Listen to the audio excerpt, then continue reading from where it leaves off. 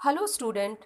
Previous video में हमने पढ़ा Habsburg empire, liberalism and Zollverein. आज का टॉपिक है the new conservatism after 1815। Let's start. Following the defeat of Napoleon in 1815।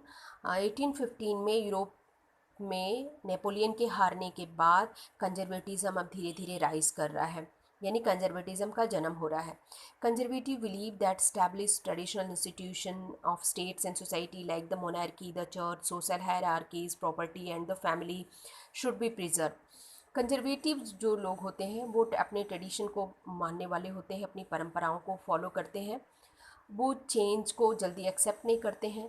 अगर चेंज होता भी है सोसाइटी में तो उनका मानना है बहुत स्लो होना चाहिए और अपने पास्ट को रिस्पेक्ट होना चाहिए। तो इसीलिए इन लोग को मानना था कि जो हमारे ट्रेडिशनल इंस्टीट्यूशन है इनको प्रिजर्व रखना चाहिए। Most conservative however did not propose a return to the society of pre revolutionary day. अधिकतर कंजर्वेटिव्स जो थे उनका ये मानना था कि जो प्री रेवोल्यूशनरी जो सोसाइटी थी यानी रेवोल्यूशन से पहले की, वो वापस नहीं आनी चाहिए।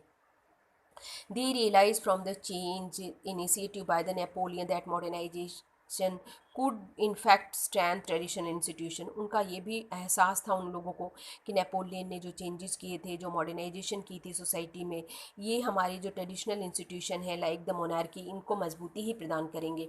It could make state power more effective and strong. ये हमारे पावर को, स्टेट के पावर को और ज़्यादा स्ट्रॉन्ग बनाएंगे।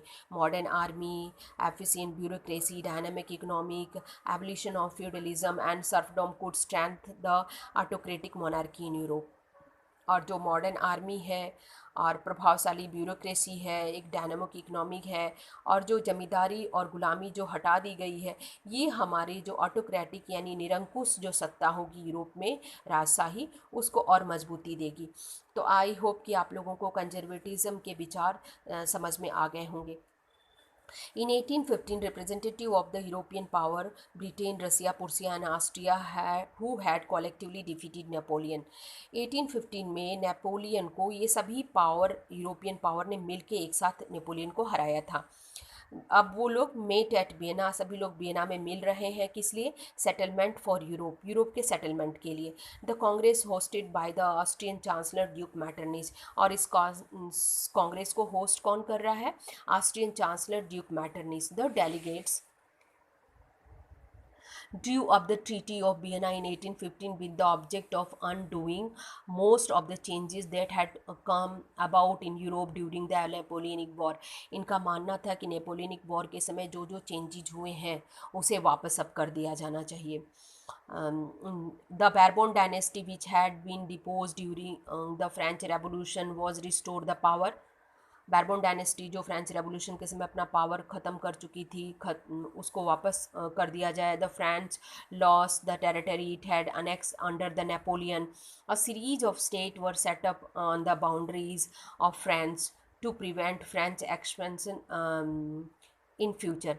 और बहुत बड़ी संख्या में जो है छोटे छोटे स्टेट फ्रांस की बाउंड्री पर सेटअप किए जाने लगे ताकि फ्रेंच के विस्तार को रोका जा सके। The kingdom of Netherland which included Belgium were set up in the north. France के नॉर्थ में ये सेटअप हुए, नीदरलैंड और Belgium. Genoa was added in Piedmont in the south. Genoa जो है पिडमॉन्ट के साथ ऐड करके साउथ में हुआ। Prussia was given to important new territory in the western frontier. Western frontier पर पुर्सिया को नया टेरिटरी मिला। Austria was given control of northern Italy. Austria को जो है नॉर्दर्न इटली का कंट्रोल दिया गया। फिर but the German confederation of 39 state that had been set up by the Napoleon was left untouched. लेकिन जो जर्मन 39 कॉन्फेडरेशन स्टेट जिसे नेपोलियन ने सेटअप किया था उसको टच नहीं किया गया। In the east, Russia was given a part of Poland, while Prussia was given to the portion of Saxony। The main intention was to restore the monarchy that had been overthrown by Napoleon। ये सारे state खड़ा करने का या setup करने का main जो intention था क्या था? मोनार्की को वापस मजबूत बनाना, जिसे कि नेपोलियन ने उखाड़ फेंका था। Create a new conservative order in Europe. और ये सारे जो है इस तरह से नए कंजर्वेटिव ऑर्डर जो है यूरोप में क्रिएट हो रहे हैं। Conservative regimes setup in 1815 were autocratic.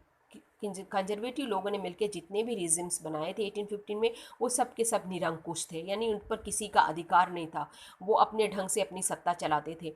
They did not tolerate criticism or dissent and sought to crush activities that question and legitimacy of autocratic government. ये जो लोग थे, जो लोग नए नए अपना रिजिम सेटअप कर रहे थे, ये लोग के ऊपर ज़रा भी टॉलरेट नहीं कर पाते थे अगर उनको ऊपर कोई आलोचना कर दे उनकी, अगर वो कोई उनके खिलाफ एक्टिविटी कर रहा है या क्वेश्चन उठा रहा है, तो वो सब के सब मिल करके उसे जो है उसकी एक्टिविटी पर जो है कंट्रोल कर लेते थे। Most of them impose censorship law. इन सब में से सबसे इम्पॉर्टेंट क्या था, जो सेंसरशिप लॉ थी वो क्या बोल रहे हैं, न्यूज़पेपर क्या लिख रहा है, बुक और प्ले में क्या छप रहा है, वो सब का सब सेंसर होने लगा। सबसे इम्पॉर्टेंट था जिसने कि प्रेस की आज़ादी छीन ली। Liberty of freedom, idea and liberty of freedom associated with the French revolution. French revolution से एसोसिएटेड जितने भी आइडियाज़ थे और इम्पॉर्टेंट थॉट थे, वो सब के सब पर अब जो है सेंसरशिप लगा दिया गया। द मेमोरी, जो फ्रेंच जो लिबरल लोग थे और फ्रेंच की जो रेवोल्यूशन की मेमोरीज थे, उससे वो लोग सेटिस्फाइड नहीं हो पा रहे थे। One of the major issue taken by the liberal nationalist who criticized the new conservative order was freedom of the press। जो लिबरल नेशनलिस्ट थे, वो सबसे जो इम्पॉर्टेंट इशू जो बार बार उठा रहे थे कंजर्वेटिव लोगों के ऊपर, वो था कि उन लोगों ने प्रेस की आज़ादी छीन ली थी। इसी इशू को बार बार लिबरल नेशनलिज्म उठा रहे थे। नेक्स्ट टॉपिक है हम लोगों का the revolutionary. During the year following 1815 the fear of the repression drop many liberal nationalist underground.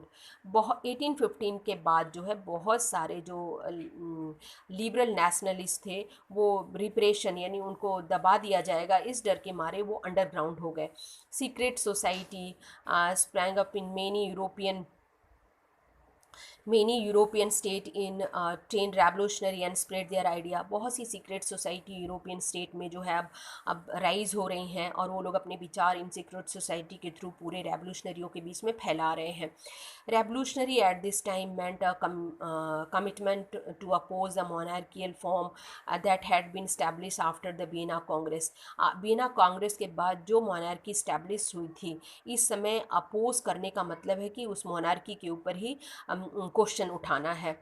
तो fight the liberty and freedom, यानी अपनी आज़ादी के लिए लड़ाई लड़ना है। Most of this revolutionary also saw the creation of nation state as necessary. बहुत सारे जो रेवोल्यूशनरी थे वो उनका मानना ये था कि बहुत ज़रूरी है कि नेशन स्टेट जो है वो क्रिएशन किया जाए और इसके लिए जो है स्ट्रगल करना होगा फ्रीडम के लिए।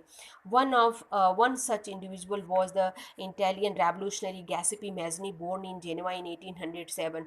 इसी तरह एक रेवोल्यूशनरी थे जो इटालियन थे, गैस्पी मैजनी, जिनका जन्म जेनेवा में 1807 में हुआ था। He became a member of the secret society of the Carbonari. वो जो है एक सीक्रेट सोसाइटी के मेंबर बने कार्बोनरी के। As a young man of 24, जब वो 24 के थे, he was sent to into exile in 1831 for attempting a revolution in Liguria. 1831 में वो एक लिगुरिया में एक रेवोल्यूशन को उन्होंने अटेम्प्ट किया था, इसलिए उन्हें देश निकाला दे दिया गया था। He subsequently founded 2 more underground society. First जो है young Italy in Marseilles and second जो था वो young Europe in Berne, whose members were like minded young man from Poland, France, Italy and German states. इन सभी के भी विचार जो थे बिल्कुल इन से मिलते जुलते ही थे। Mazzini believe that God had intended nation to be the natural units of mankind. जो मैजिनी थे उनका विश्वास था भगवान ने जो ये नेशन बनाए हुए हैं ये क्यों बनाए हैं, ताकि सभी मैनकाइंड जो है वो एक होकर के रह सकें, यूनाइट होकर के रह सकें और फिर इसके बाद जो है वो सही ढंग से रह सकें, सिर्फ यूनाइट होकर नहीं, मैनकाइंड सही ढंग से रह सकें। So Italy could not continue to be the patch work of small state and kingdom. Italy जो है वो पैच वर्क और छोटे छोटे किंगडम में नहीं रह सकता है। It had to be force into a single unified republic with in a wider alliance of nation. इसलिए इटली को जो है बहुत एक होना होगा और बहुत सारे छोटे छोटे स्टेट को एक साथ मिला करके एक होना होगा. This unification along could be the basis of Italian liberty. और ये यूनिफिकेशन जो होगा इटालियन लिबर्टी के ऊपर ही बेसिस होगा. Following his model secret society were set up in Germany, France, Switzerland and Poland. इस तरह से के मॉडल के ऊपर बहुत सारी secret society Germany, France, Switzerland, Poland में स्थापित की गई. Mazzini relentless opposition of monarchy. Mazzini जो थे वो मोनार्की के विरोधी थे. And his vision to democratic republic. और उनका विज़न क्या था? एक डेमोक्रेटिक रिपब्लिक बनाना. इस ये सब को देखते हुए फ्रैटेंडेड द कंजर्वेटिव्स. जो कंजर्वेटिव लोग थे वो काफ़ी भयभीत हो गए. Metternich describe him as the most dangerous enemy of our social order. Metternich describe करते हैं इन लोगों के बारे में कि सोशल ऑर्डर के हिसाब से ये सबसे बड़े दुश्मन है. So the student, I hope कि आप लोगों को ये पूरा समझ में आ गया होगा. मैं कुछ क्वेश्चन दे रही हूँ, आप लोग नोट कर लेंगे. फर्स्ट है, when was the congress of Vienna held? Who hosted this? Name the countries which met in Vienna. Next question है, give any 4 feature of the new conservatism after 1815. Describe in brief any 4 feature of the Vienna Treaty of 1815. Write a note on a Giuseppe Mazzini. Student आप इस note को properly तैयार करेंगे क्योंकि ये questions काफ़ी important हैं और कई बार ये एग्ज़ाम में आते भी हैं. Thank you children.